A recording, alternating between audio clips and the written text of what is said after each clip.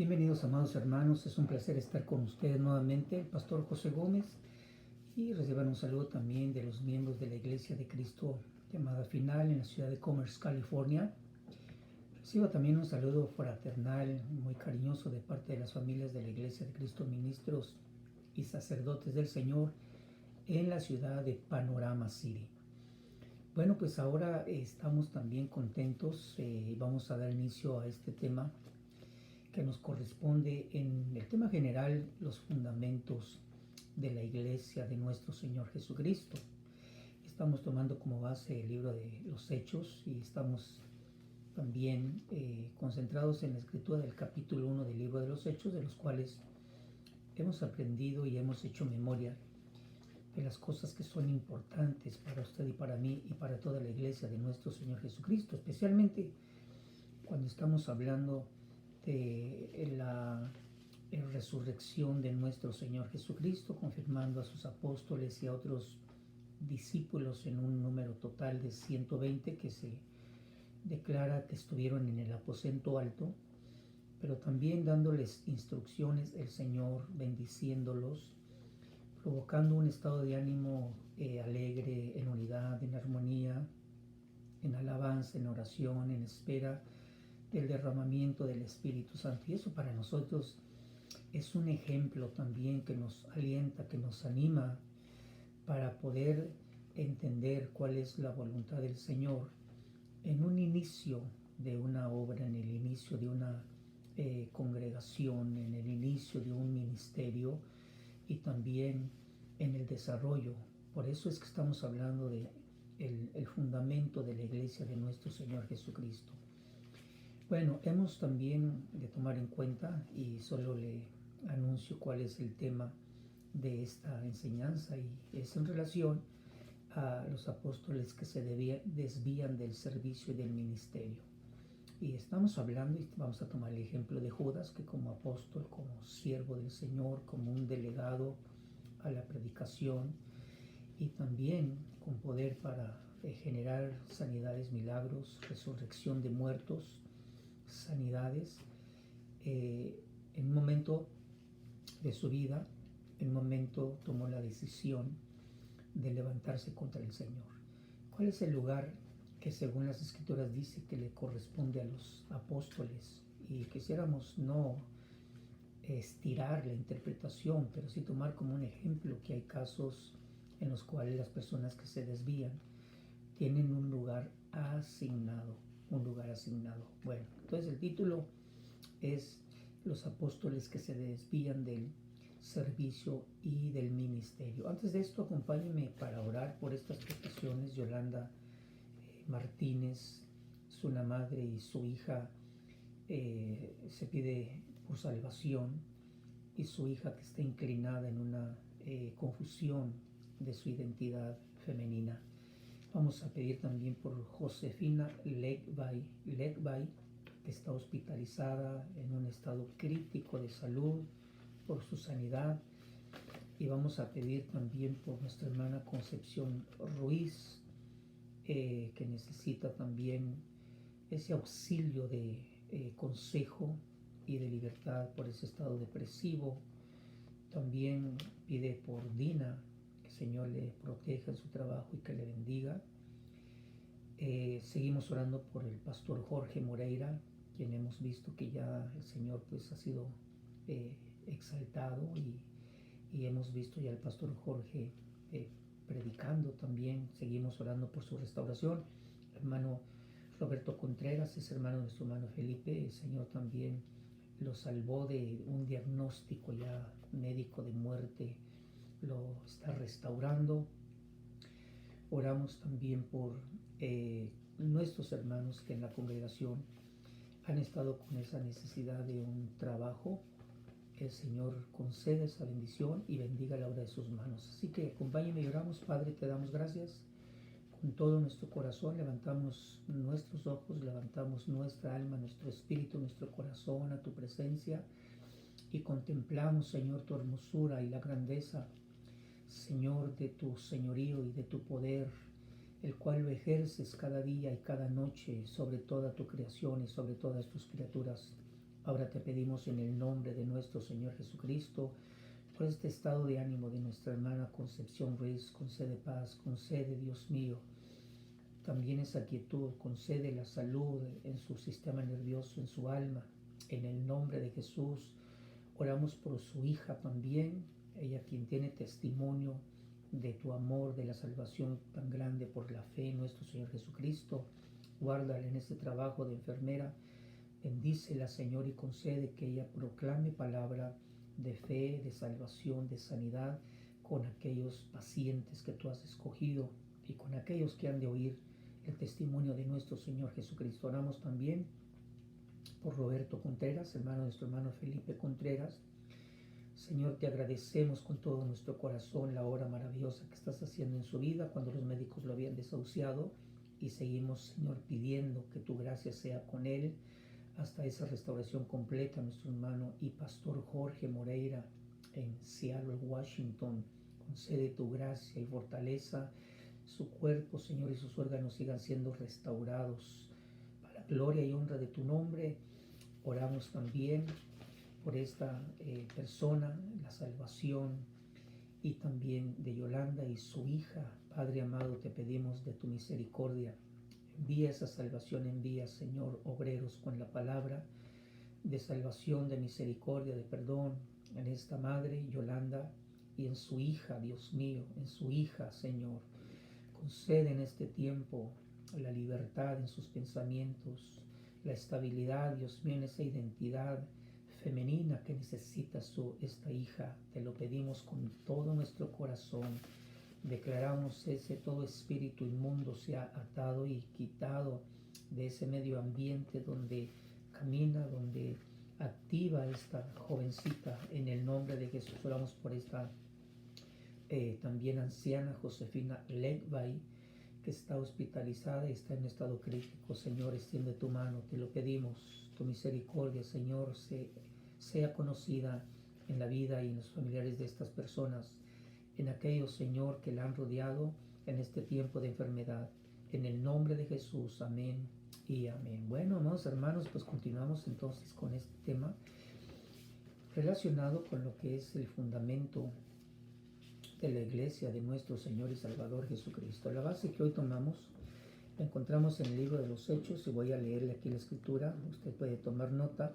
Hechos capítulo 1, y vamos al versículo 21 al 26. Dice: por tanto es necesario que de los hombres que nos han acompañado, esta declaración es una declaración del apóstol Pedro, tratando del asunto, tratando la iniquidad, tratando el pecado, la traición, la infidelidad de Judas, y también la actitud de Judas que vamos a describir, que es horrible. Entonces Pedro declara estas palabras y dice, pidiendo al Señor y declarando a la iglesia cómo debería de ser las cualidades del sucesor de Judas, de lo cual hablamos en la lección anterior. Pero mostrando esas cualidades, dice que tenía que ser un hombre que estuvo todo el tiempo que el Señor Jesús vivió entre nosotros. Se refiere a cuando el Señor tuvo su cuerpo de hombre sin pecado. Y dice también la cualidad del sucesor de Judas. Dice, tendría que haber comenzado desde el bautismo de Juan hasta el día que de entre nosotros Jesucristo fue recibido arriba. Entonces así se establece que haya un testigo. Y ya recuerda usted que llamaron a José, llamado Barsabás, y a Matías.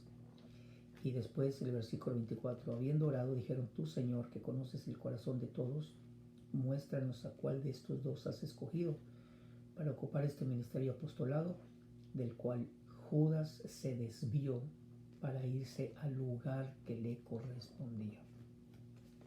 Pensando yo en este tema, meditaba para formar una idea en esta declaración que le quiero decir. Las decisiones que nosotros tomamos en el tiempo presente nos van a afectar en el tiempo futuro. Las acciones que nosotros hacemos en el tiempo presente nos pueden afectar en el tiempo futuro. Las palabras, los pensamientos que nosotros declaramos en el tiempo presente pueden también afectarnos enfrentaremos en el tiempo futuro. Por un lado, nos pueden afectar para bien si todo va dirigido en cuanto a un buen conocimiento de la palabra del Señor, de la enseñanza y del carácter de Cristo en la voluntad de Dios. Nuestras acciones, decisiones, pensamientos o aún los que ya predicamos o enseñamos, recuerde que este discipulado es dirigido a obreros, maestros, maestras, predicadores en las áreas de la iglesia, y esto nos enseña a nosotros cómo es importante incluso que las enseñanzas, las declaraciones que nosotros decimos en este tiempo presente, si están correctas, pues van a ser de beneficio y van a ser de edificación en el tiempo que está continuo, en el tiempo venidero. Voy a utilizar esa expresión. Pero ¿qué sucede si nuestras acciones son incorrectas? Si nuestros pensamientos no son saludables, si lo que enseñamos o predicamos no está correctamente interpretado con la presencia, con la ayuda del Espíritu Santo de Dios. ¿Qué sucede incluso con nuestros sentimientos y emociones que a veces acompañan nuestras palabras y que pueden ser de bendición, pueden ser también de buena instrucción? Pero ¿qué sucede si nuestras palabras van acompañadas de sentimientos de rencor, de sentimientos de juicio, sentimientos de venganza propia o personal, o de temores o de incredulidad? Entonces, les repito, lo que nosotros decidimos en el tiempo presente nos va a afectar en el tiempo futuro. Y aquí el ejemplo que nosotros vemos es en Judas. Judas, voy a ir un poquito directamente a lo que es el versículo 25, quien, cuando dice la Escritura, ellos conociendo el caso, en un resumen, lo que fue la iniquidad de Judas y en parte la recompensa que recibió, que no solamente compró un campo que fue llamado Acéldama, y que se traduce un campo de sangre, porque ahí es donde Judas pereció, Judas se ahorcó, Judas se destruyó. Entonces dice que ellos estaban orando y oraron a Dios, y mire qué interesante viendo esta parte de los apóstoles. Dice que ellos, buscando al sucesor de Judas, presentaron a José y presentaron a Matías, pero orando le dijeron: tú, Señor, que conoces el corazón de todos. Mire el peso, la claridad, la sinceridad, la profundidad de sabiduría, de conocimiento de los apóstoles y de los demás que estaban ahí en la iglesia, tratando el tema de Judas, el que traicionó al Señor. Entonces, el conocimiento que ellos declaran en la oración es que dicen: tú, Señor, que conoces el corazón de todos. ¿Le parece a usted interesante, importante esta declaración que de los apóstoles nos enseñan que cuando nosotros oremos y estemos pidiendo por alguna necesidad, recordemos que el Señor conoce nuestro corazón, que el Señor conoce el corazón de las otras personas, que cuando oramos por nosotros, por otras personas, entendamos y conozcamos en ese peso de gloria que el Señor conoce lo íntimo de nuestro corazón. Así, entonces ellos piden y dicen: muéstranos a cuál de estos dos has escogido para ocupar este ministerio y apostolado. Entonces ellos, con su confianza, con la fe en Dios, depositan esa petición y nos enseñan que ellos no estaban confiando en el hecho de que ya habían sido restaurados y podían tomar decisiones sin preguntarle a Dios. Ellos habían sido ya sanados y habían sido vueltos al camino de la verdad y habían sido dirigidos por ordenanza del Señor al aposento alto para que recibieran el poder y el ser llenos del Espíritu Santo. Ellos aún con esas experiencias gloriosas, habiendo visto al Señor resucitado y recibido de parte de él instrucciones para también ser capacitados y comenzar con el ministerio de la predicación del Evangelio y hacer discípulos. Ellos nos enseñan lo siguiente como apóstoles, y los demás que estaban en el aposento alto nos enseñan lo siguiente, que ellos no decidían por su conocimiento, por su experiencia, porque ahí había multitudes, porque querían que se llenara un lugar o porque ellos buscaban honra. Amados hermanos, de ninguna manera. Ellos le dicen, Señor, muéstranos a quién de estos dos tú has escogido para que ocupe este ministerio y apostolado del cual Judas se desvió para irse al lugar que le correspondía. Cuando pensamos un poquito en Judas, a quien el Señor lo señaló, diciendo y dando testimonio en la Escritura de dos cosas. Una de ellas es que dice que Juan capítulo 17, versículo 12, Juan 17, 12, cuando el Señor estaba intercediendo y diciendo al Padre, la hora que tú me has encomendado, la he terminado, de los que tú me diste, ninguno se perdió, Juan 17, 12, sino el hijo de perdición para que se cumpliera la Escritura. Entonces aquí vamos a ir observando cuál es el lugar que le correspondía a Judas cuando se desvió de ese apostolado y de ese ministerio. Y aquí encontramos la base que como iglesia necesitamos para hablar de los apóstoles que se desvían del ministerio, que nos habla del servicio y del apostolado. Del apostolado es el ministerio en el cual ellos son enviados como representantes de Jesucristo para desarrollar la comisión que el Señor les ha encomendado. Judas dice que él se desvió para irse al lugar que le correspondía. Entonces tomamos en cuenta esta característica. ¿Cuándo es que él se desvió? La desviación es una desviación que en un momento dado ya la traía en el corazón. Jesús declaró antes de ser entregado que uno de los apóstoles de los cuales él había escogido, entonces se perdió para que se cumpliera la Escritura como el hijo de perdición. ¿Qué significa el hijo de perdición? El hijo de perdición nos habla de uno que es declarado culpable por un delito. Judas dice que por su iniquidad, así unimos el pecado de la iniquidad de Judas, y también se relaciona como un hijo que tiene una declaración de culpabilidad y que por eso es que se pierde, por eso se perderá. Se pierde porque hay una condenación de culpabilidad. Él cometió una iniquidad como apóstol, como un siervo, como alguien que tuvo lugar entre los 12.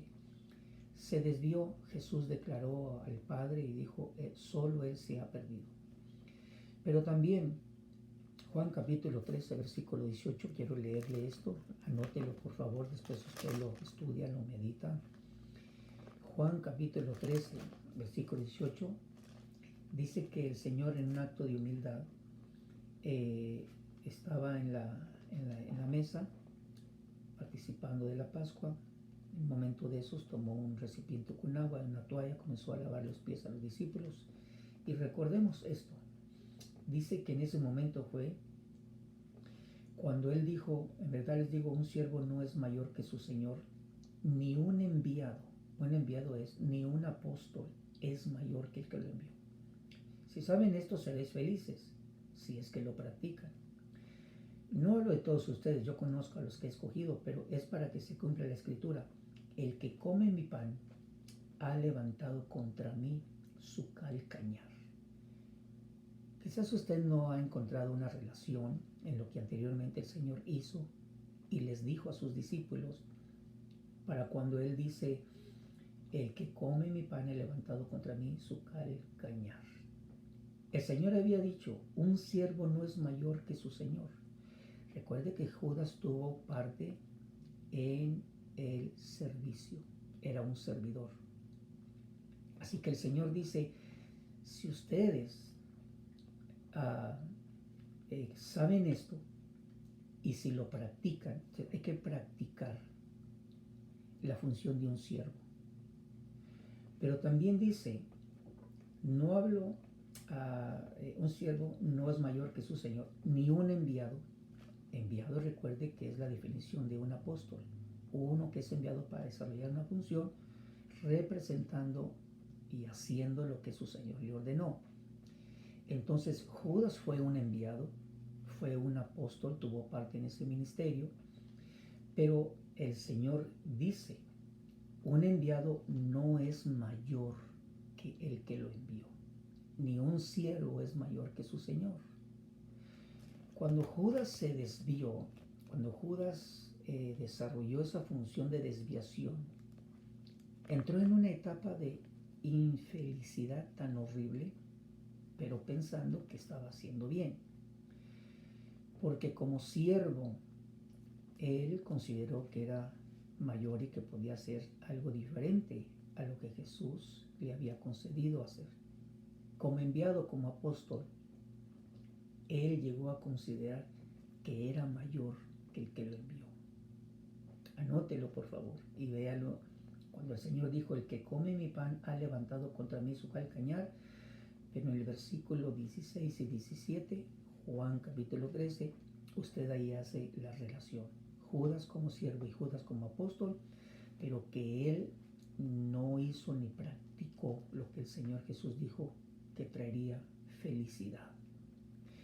Volviendo entonces a este pasaje donde el Señor dice, el que come mi pan ha levantado contra mí su calcañar.